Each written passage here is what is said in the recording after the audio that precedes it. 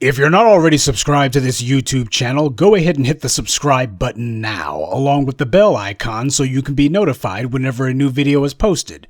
And if you're already subscribed, check and make sure that YouTube hasn't unsubscribed you. And of course, be sure to give the video a like, as well as share it on your social media. The white supremacists hate that. Now, that said, how do you guarantee that you win a war? By controlling both sides. This is what Neely Fuller taught when he explained that white supremacy believes in taking both sides of the argument.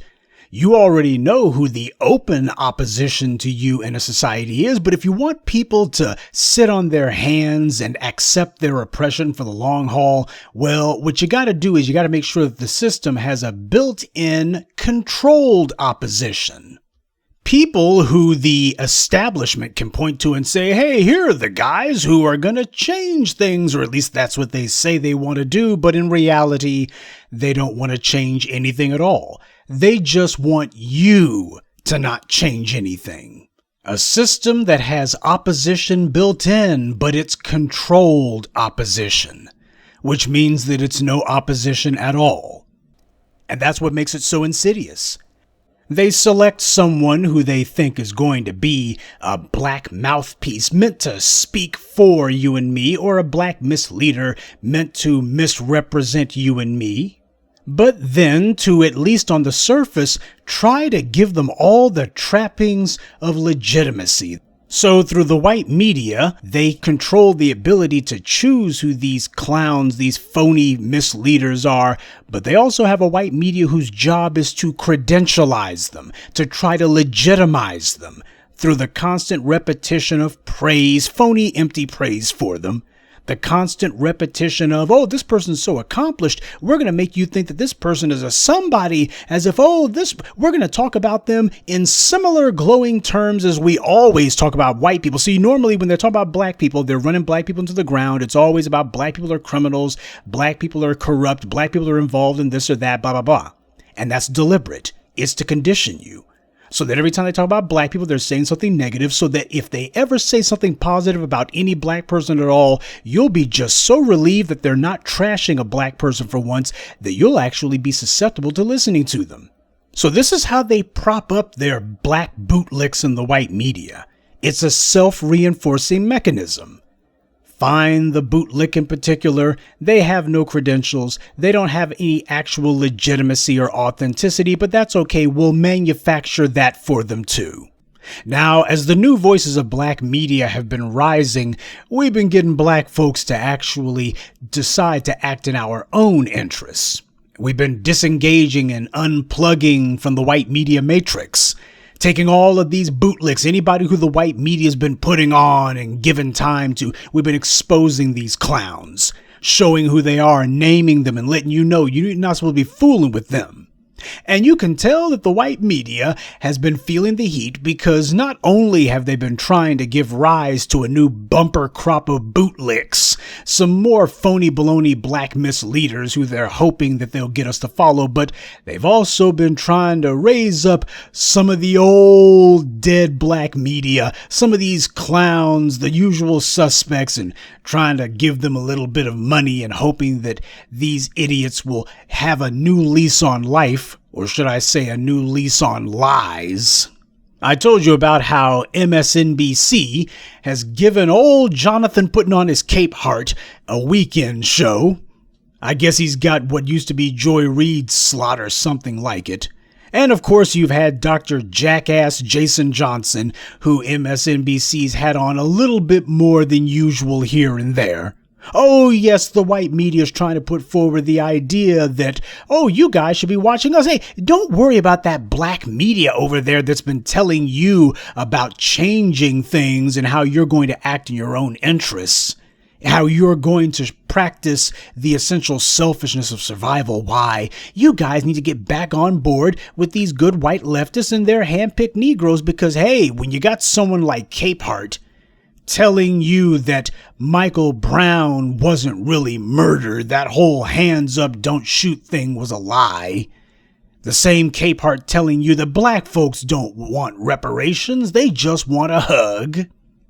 While he's busy hugging up with his zaddy. The white media is giving Capehart an extra job, a little side hustle. When Capehart's not selling the soap, or should I say dropping it, for the Washington Post, he's instead slinging all sorts of mud and lies for the folks over at MSNBC. And the idea, of course, is to get some more bootlicks mouths watering at the prospect of a few extra butter biscuit crumbs, because they know that that's the golden blackjack that never misses.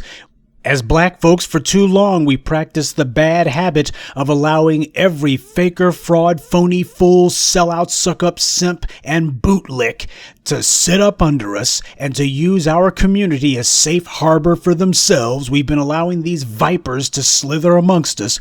We've been exacting no consequences or penalty for this backstabbing dirtbag behavior, and that's why they feel like they can do it for free. But the black media is exacting a price. We have been discrediting, not just discounting, but discrediting the white media's black bootlicks. Roly-poly Martin calling himself snapping at TBA again. Some fools don't understand. I was doing a chess move with Richard Spencer. Well, it does make sense that a pawn would talk about chess moves, especially in a game that they lose. But the reason for this evening's video address is because I want to make sure that you understand the white media is trying to figure out how do they prop up their own counter-programming, their own phony baloney black media. They need an antidote to what it is that we're doing here. When I say we, I ain't just talking about me, TBA, Tariq, or any of the other voices of the new black media. When I say we, I'm talking about you too. All of you out there who have been listening to and supporting the program and the new black media for a decade and a half, you guys are who puts the muscle behind the message. You're the reason that they have to keep trotting out these bootlicks and trying to prop up these new phony, pretend, counterfeit black media outfits. Why, our old friend, Lamont, you big dummy Hill, he's washed up on the fetid shores of yet another sock puppet white media front group.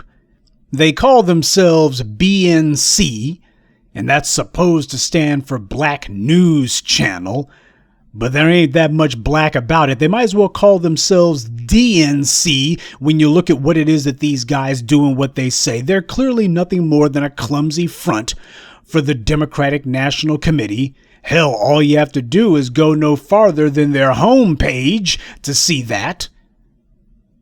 They're talking about, on their homepage, if you look there, what you see is they're talking about Pride Month, Pride 2021, Gen Z activists are using their platforms, etc., etc. So this is what the Black News Channel is concerned about, LGBT issues. When you go to the second part of their homepage, again, they got more LGBT-centric content. Where I thought it was supposed to be about black people. Instead, it's all about alternative lifestyles, black queer artists to know, Black Music Month, and Pride 2021.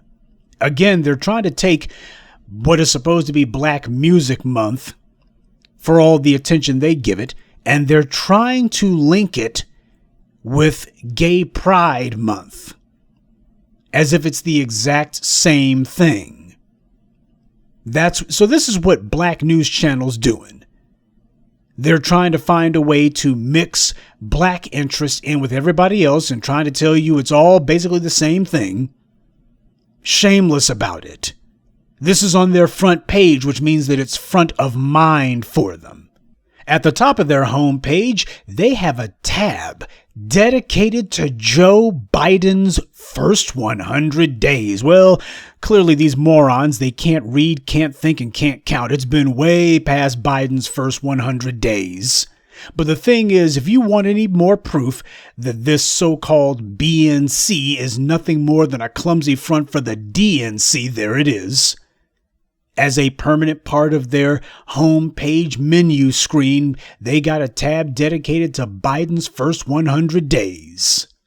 And then when you look to see what the so-called Black News Channel's coverage is of Biden's first 100 days, do they talk about how Biden ain't done a damn thing for black people? Do they talk about his completely unbroken, uninterrupted record of failure when it comes to delivering for black folks? Do they point out the utter hypocrisy and lies that Biden ain't done a damn thing for black people and they're going to hold his feet to the fire for the lies that he's told? Are they a watchdog for black people's interests? No, they're lapdogs, because the first thing that you see from them is lift every voice, the Biden plan for black America. This is supposed to be your black news channel. And they're not talking about that Biden's made all kinds of promises that he hasn't kept. That's what the whole thing should be. Any coverage of Biden's first 100 days ought to be what the hell he hasn't done. But of course, it's obvious, excruciatingly obvious, these clowns' job is not to criticize, critique, much less attack established white power in the interest of black people. Their job is to get you to cozy up with the DNC for nothing. Lift every voice. Well, what the hell's this got to do with Biden's first 100 days? He ain't passed his do-nothing lift every voice plan, a completely empty do-nothing proposal that ain't worth the paper it wasn't written on. And he didn't even do it. So lift every voice. Well, we can go ahead and put that on the list of things that Biden didn't do in his first 100 days or any other days. Then it says below is a list of some of Biden's plans for the next 100 days. Well, we've moved on from Biden's first 100 days to the next 100 days. Wait a minute. Biden hasn't even done a damn thing for black people in his first 100 days. Oh, it's not until you scroll down to the bottom of this blog post, whoever the hell it is, that you see something that clearly was done early in this so-called website's lifespan. It says Joe Biden has been U.S. president for less than 2 weeks and has already issued nearly as many executive actions as Trump and Obama did in the same period combined. And not a damn one of them for black people. It doesn't matter if he did 1 million executive actions. He hasn't done even one for black people, but they don't bring that up. They don't mention that because it doesn't matter to them. Biden hit the ground running, exacting 25 executive orders, 10 presidential memos, 4 proclamations, and a partridge in a pear tree. Who gives a damn? He ain't done nothing for black people. And then they give the list of proposals and actions for everyone except for black people. Mandating mask wearing on federal property, support for underserved communities, rejoining the World Health Organization, rejoining the Paris Climate Agreement, ending Trump's travel ban on mostly Muslim countries, stopping the Keystone XL pipeline, rescind the Trump administration's 1776 commission. Nothing about tangibles for us, nothing about punishing the thugs in blue, nothing about reparations, nothing for black people. Nothing. And before any of the bootlick trolls try to say, but that 1776 commission, by rescinding that, he's giving a vow of confidence. He's supporting the 1619 project. That is a do-nothing action. You put tangibles in black folks' hands and it won't matter what Trump or anyone else decides to do when it comes to black history. We will have the resources necessary to shove our history down everyone's throats.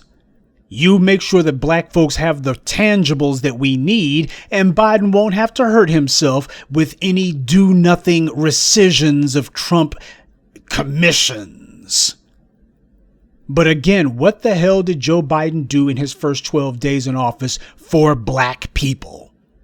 What promises, phony promises, did he make to us that he fulfilled? And yet your black news channels trying to pretend as if, oh, he's done all these things for black people. Look what he's done. He hit the ground running. Man, this is bull crap. It sounds like it came straight from Joe Biden's own website, because it did. This is who the search engines, especially YouTube. I was wondering why the world it is that I'm seeing Marc Lamont, you big dummy Hill's face in the recommended tabs when they're not doing that for the rest of the black media. See, everyone from Amazon to ABC Media, the Alphabet Media, the clowns who own YouTube, These guys are trying to find a way to not merely squelch, silence, if not remove the new voices of black media, but they're also pushing these phony baloney tools and bootlicks at you. Oh yeah, clowns who are pretending as if, oh, we're talking like those black media folks, but as soon as you decide to make the mistake of listening to them, it's nothing but a straightforward DNC, everybody but black people. We'll talk about the interests of immigrants, LGBTs, etc., everyone's interest but yours. And they make that very clear. That's who they're here for. Everyone's interest but black people. Black people need to stand up and stick up for everyone but themselves. When you go to the so-called BNC's About tab, you see nothing but the same old rhetoric. Tell you about us. Oh, they claim that they're supposed to be empowering an African-American audience, but when you look at the fine print, you see it's nothing but minority-owned. Geez, so how many Asians, Hispanics, LGBTs, everybody but black people are among their ownership? 24/7 cable news programming created by people of color for people of color. Supposed to be a black news channel, but they can't even say by black people for black people. It's for people of color. And by the way, that minority-owned canard, that little con game, that's the exact same thing that Bob Johnson did with BET. He got the seed money for BET from a bunch of white investors who told him you better not be political, and that's what he stuck with. Our goals: give voice to an underserved community. Yeah, that also includes poor white people, by the way. When they say underserved, that means basically everybody who's not a rich white person, which includes middle class and poor white people. It includes non-black folks. It includes people who have money but are marginalized. Build bridges. There's that phony alliance talk there. That's what that's meant to tickle your ears with. Hey, it's time for a black-brown alliance, black-yellow alliance, black alternative lifestyle alliance. Build bridges. That's a code for intersectional talk. We're going to be an intersection of all this stuff, except for black people's interest, to connect the many diverse cultures in our nation. Man, we've moved a hell of a long way from black people now, haven't we? Facilitate a more informed national conversation, not national action, mind you. We ain't going to do anything, but we want to have more talk about challenges facing our urban communities. There you go. Underserved communities, diverse cultures, urban communities, people of color, minorities. Yeah. Oh, and you thought this was going to be about black people. Nope. Just the same old black misleadership class con game, misleading you right back to the same old treadmill. No, the white media is going to have to get it through that cinder block on their collective shoulders. Black folks have already made their minds up. We don't need any minority-owned anything. And a black media doesn't operate in the interest of people of color. It operates in the interest of black people. Because black people's interests are never put to the forefront. People of color are always taken care of, just so long as the people of color doesn't include black people.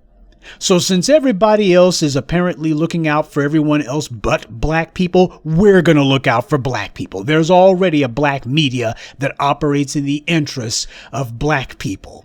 And it ain't the Black News Channel, bringing a bunch of certified dyed-in-the-wool turncoats and backstabbers and dirtbags and thinking that you're going to pull the roly-poly con game.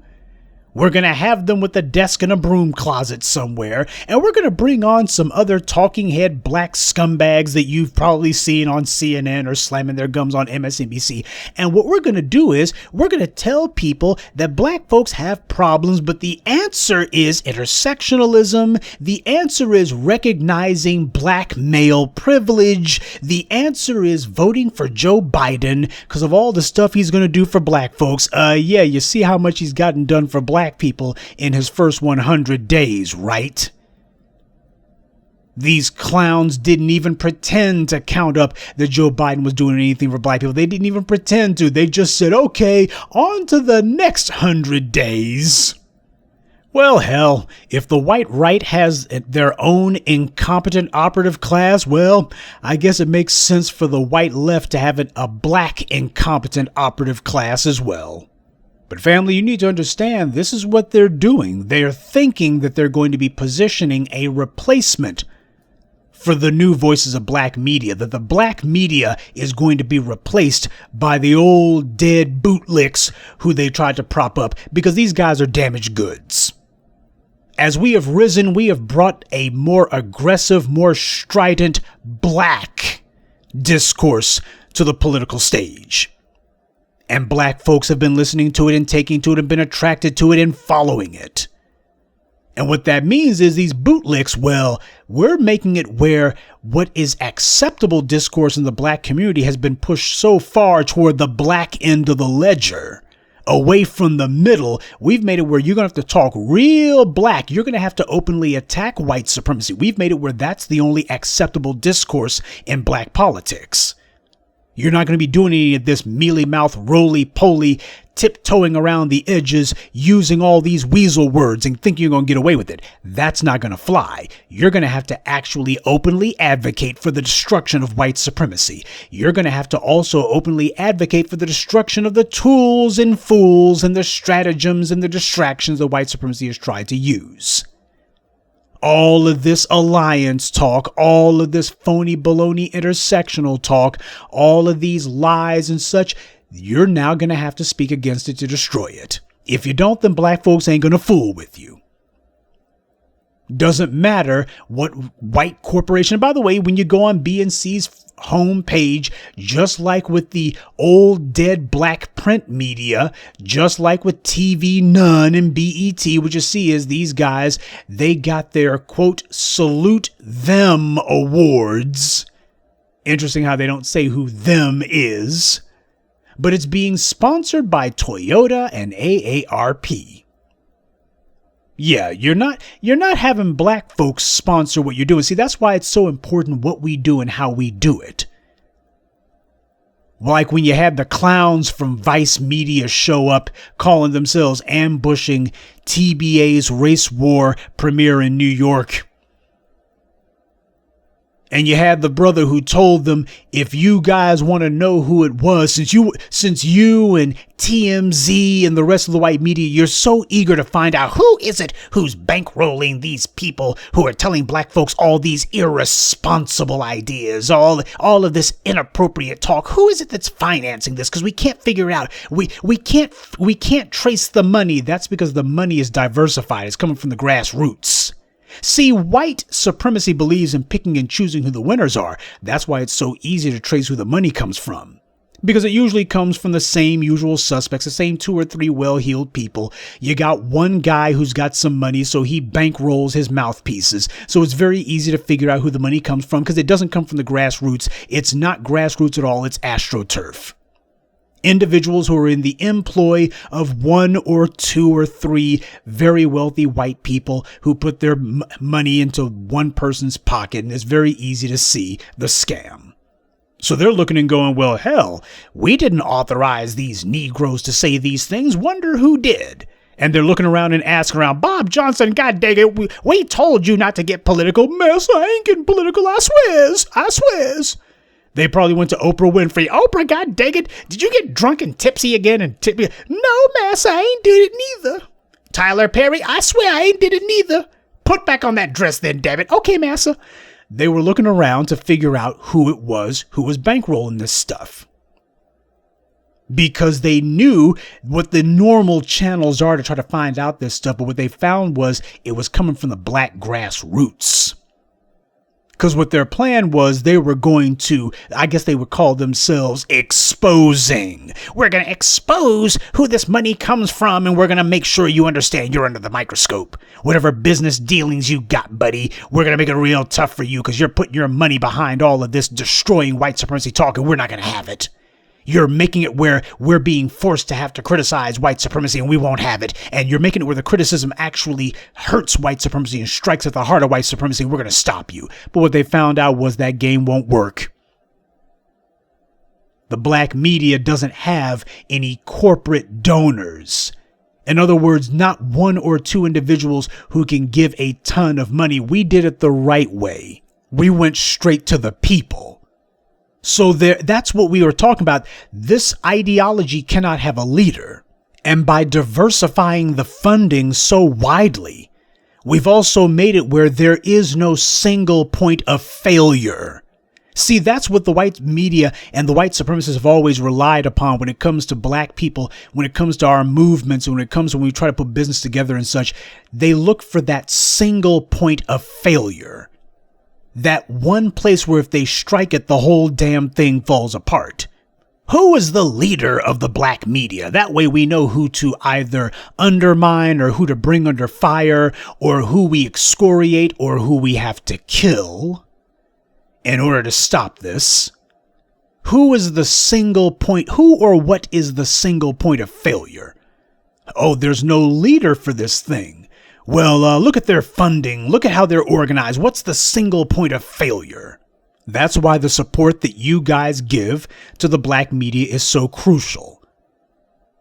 Your engagement makes it where they are being deprived of that single point of failure. Now, when it comes to the BNC clods, we can see what their single point of failure is. These black publications, they were trying to figure out, how do I get myself some advertisements from Ford or GM? And that's the reason why they never talk about the racism and the anti-black discrimination at Ford or GM. That's the devil's bargain that they make. Marc Lamont, you big dummy Hill, he's still desperately hoping for some sort of half-baked, half-brained consulting gig with the DNC, just like Simone Mamie Sanders. You want to know why it is Simone Sanders is never going to be calling out Joe Biden's racism? Because this is the best job she's ever going to freaking have.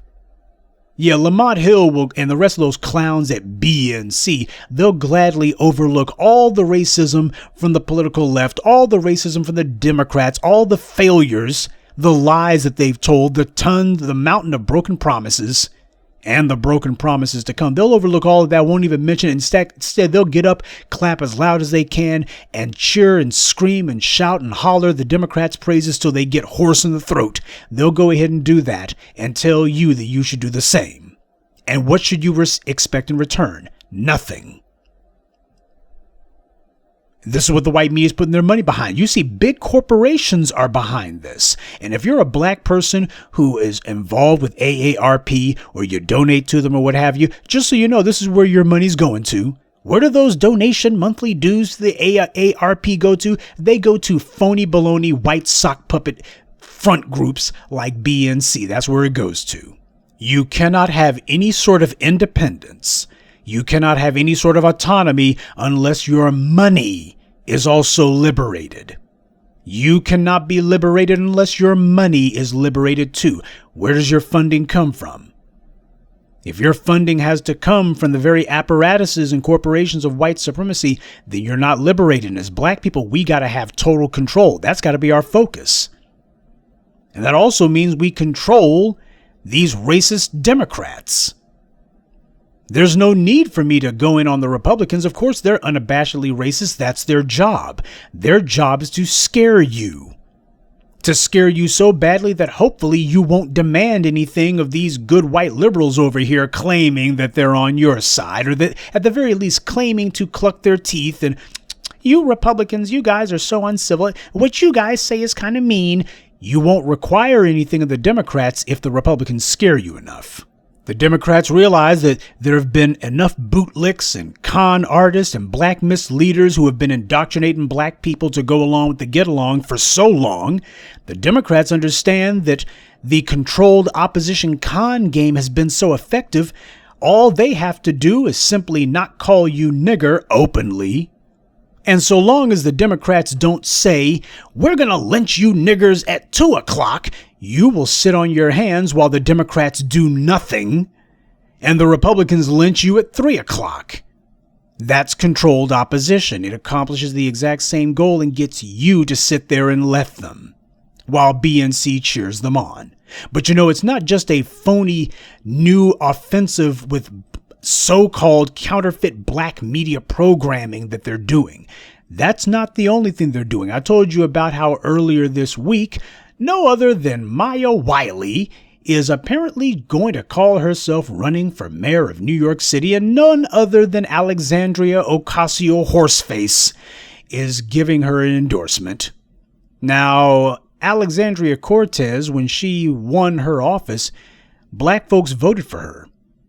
And on the night that she won office, while she's sitting here with her eyes bugging out of her head, big as saucers, she did not say thank you to the black community, didn't mention the black community, didn't congratulate the black community, didn't give any acknowledgement or respect to the black community. She gave thanks to immigrants like herself.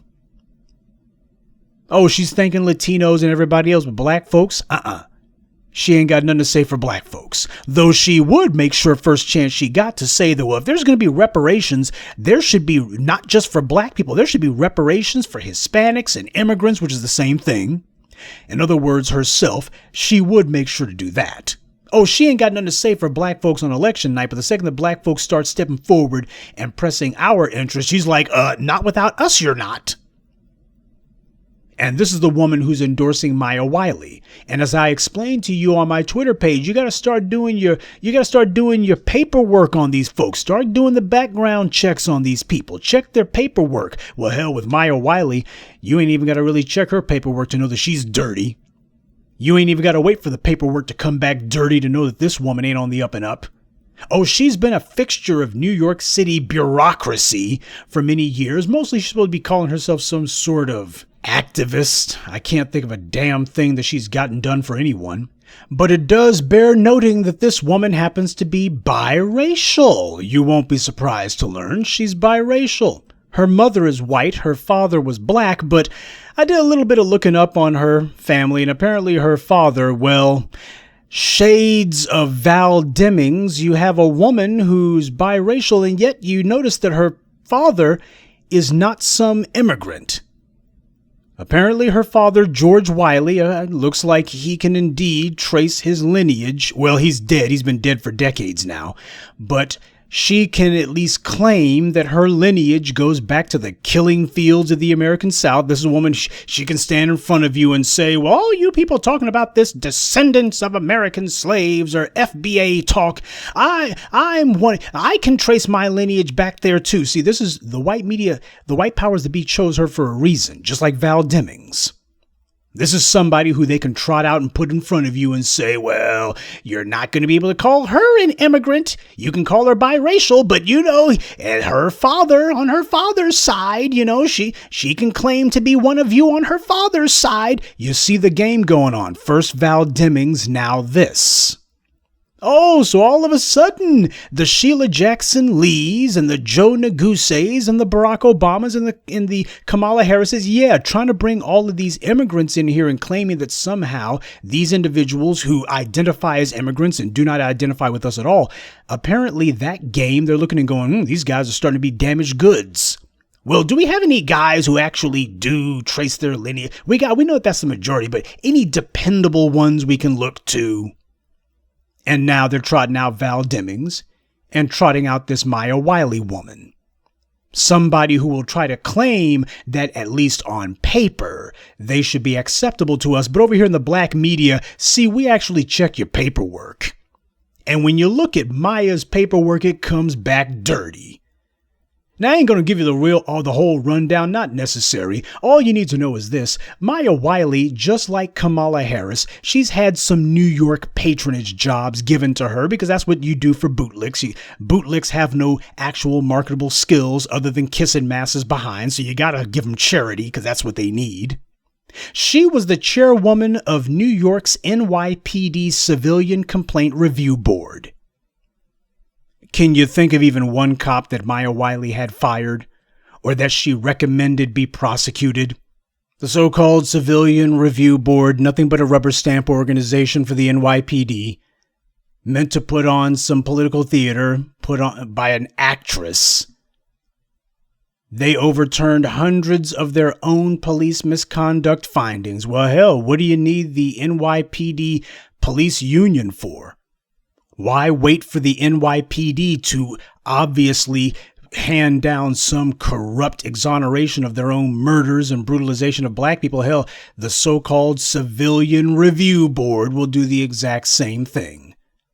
Oh, they say, we found misconduct. Great. So what's the Civilian Review Board going to do? We're going to overturn that. We think that we were wrong. We're going to flip these cases. We think that we were wrong. But they're there for no other reason than to basically be something that the white powers that be can point to and say, see, we got this Civilian Review Board. Okay, do they have the power to fire anyone? Do they have the power to punish anyone? Do they have the power to bring anyone up on charges? Nope. Well, what do they have the power to do? Well, they can make recommendations, you see. They can make recommendations. See how that con game works? Same thing with H.R. 40. We need to have a study. Okay, and what's your commission going to do? Well, they're going to recommend. Same thing with Joe Biden's empty promise for a police oversight committee. Gee, sounds just like the Civilian Review Board now, don't it? But of course, Biden already made it clear, there's not going to be any police oversight committee. So you guys can just forget about that. And even if there was, his proposal was that they would just make recommendations. So you have a woman whose only skills are to tell you that black folks, people of color, are mistreated, and then she'll be a quiet bootlick collecting a paycheck from the city of New York if you put her on a review board so she can sit there and overturn any recommendation that the police be punished. And for the few recommendations that actually go through, well, she doesn't have the power to do anything. And at no point does she make it very clear, we got to have power so that this review board can go ahead and punish people. We're going to take the power to punish people. At no point does she do that. So no wonder you've got the New York Times giving her a favorable write-up with none other than Alexandria Ocasio-Horseface endorsing her.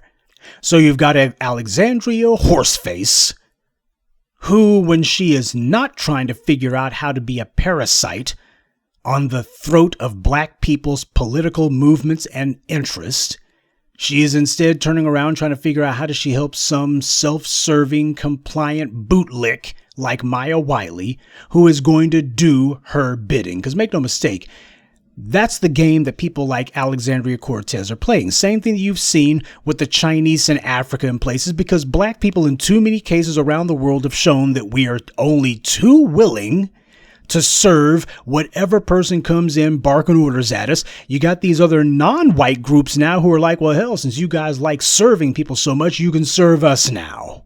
And while ultimately Horseface happens to be nothing more than just a puppet of white supremacy as far as she's concerned, well, white supremacy's got its hand up her behind, and she's going to have her hand up the behind of Maya Wiley or whatever other black bootlick that she thinks she can manipulate. And of course, Maya Wiley knows that she's got a lot of problems. A lot of the same baggage that Kamala Harris has, she's carrying a lot of that too, and she's not able to do anything about it. Her white handlers are giving her the same playbook as Kamala Harris, which will end in the same tragic results. When you go to Maya Wiley's website, she's got a section on it called Black Men for Maya. Yeah, because I think she knows like Kamala Harris, she's got a problem there too. So she's trying to figure out how do I get in front of that, but this ain't gonna help. And if this little tactic sounds familiar, it should. It's exactly what Mike Bloomberg tried last year. He figured that he would use his money in order to buy himself some boards saying, Bloomberg for Black America, and he would get some suck-up black politicians like Sylvester Turner, the current mayor of Houston, to go ahead and vouch for him. He thought that would work. It's the old, we're going to dictate black people's opinion to you. We're going to tell you what you people think. But this is where Maya Wiley is. She knows she's got issues. She knows the black media's onto her, and she knows that the exact same vulnerabilities that Kamala Harris has, she does too. Because both of them operate out of the same playbook, which means, of course, when you copy what worked for Kamala Harris, you also wind up copying the things that didn't work. But there's no white media with some black mouthpieces who are going to be able to bail you out on this one. They're not going to be able to cover for you on this one. And going ahead and getting yourself some sexually suspect individuals to stand in the camera frame with you, that's not going to fool anyone. That won't do you any more good than Kamala Harris's much ballyhooed sorority ties were able to help her. And you will be seeing Maya Wiley talking just like Cedric Richmond about how black folks need to do more for immigrants. Black folks ain't the only ones suffering, it's all part of the same struggle, you see. Yeah, but nobody ever points out that as long as black people don't have tangibles, well, everybody else is poor too. So we got to prioritize black folks having tangibles. Nobody else does that. Instead, it's, well, if black folks get something, everyone needs something. Rising tide lifts all boats, you see. So the white powers that be are trying to get their ducks in a row now. They need a counteroffensive against the black media and the political change that we represent. Oh, you're going to be talking about how it's the bloodline and the lineage that determines who ought to be representing you? Well, in that case, then we're good. Well, okay, fine, then. We'll put these immigrants on ice, or at least put them to the side a little bit, slightly, just a little bit. We got plenty of Negroes who can trace their lineage back to the same plantations as yours, and they're willing to do our bidding too, so we figured this will muddy the waters and expect to see this spoken about a lot. The same white media that ain't said a damn thing about slavery in America, who have not said a damn thing about who's descended from American slaves and who hasn't and who isn't. Those same white media types, all of a sudden, they're going to suddenly discover our rhetoric, and they're going to be trying to use it to prop up and to polish these cow patties the white supremacists dropped in our path. The Maya Wileys and the Val Demings and these clowns who ain't said a damn thing about their ancestry. Oh, they'll be talking about it now all of a sudden, but only when they're in front of us. Because after all, they wouldn't want to scare their white benefactors. Oh, you won't be seeing Val Demings making a big deal out of her ancestry whenever she's in front of white folks. Kamala Harris, she can go ahead and talk about her immigrant background because the white leftists who are listening to that, they hear the same thing they heard with Barack Obama, which is this is not somebody who has a historical debt that we owe to them, that they could cash in on us, that they might feel obliged to cash in. That's why they like those immigrants, because the immigrants have no historical debt that they're owed. We do. We are the true creditors of this country. The creditor is the one who's owed the money. And all of these white liberals and all the rest of their phony friends and fools that they got around them, they're the ones who owe us. They are our debtors. So what they've decided is they're not about to put their creditors into a position where they can collect on those debts. Notice I use the word debts plural. We're owed a hell of a lot of debts, and we will collect. And you're not going to be putting any horse-faced opportunists in our path to mislead us. You don't have enough intersectional bootlicks to get us off our square. Not this time you don't. So you can trot in all of the cable news cast-offs like Marc Lamont Hill and try to make them the faces of your little front organizations. All you're doing is discrediting yourselves out of the gate.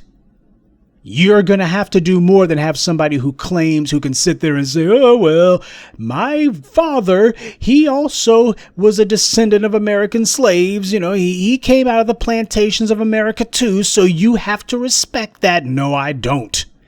Because a lot of them fools who came off those plantations, they were just as duplicitous and just as scurrilous and just as conniving and just as trifling as Maya Wiley and Val Demings. There's a lot of them who came off those plantations who were just as dirty, and we should have left them where they were. You're not going to be able to call yourself black media just because you repeat some of our verbiage, just because you try to copy some of our talking points. And if the only thing you've got in common with us is that you got a common origin for one of your ancestors here in America, well, that means that your commonality with us is just skin deep, and that ain't deep enough. We know what our interests are. We know who our brethren and sorority are. And we know who the true black media is.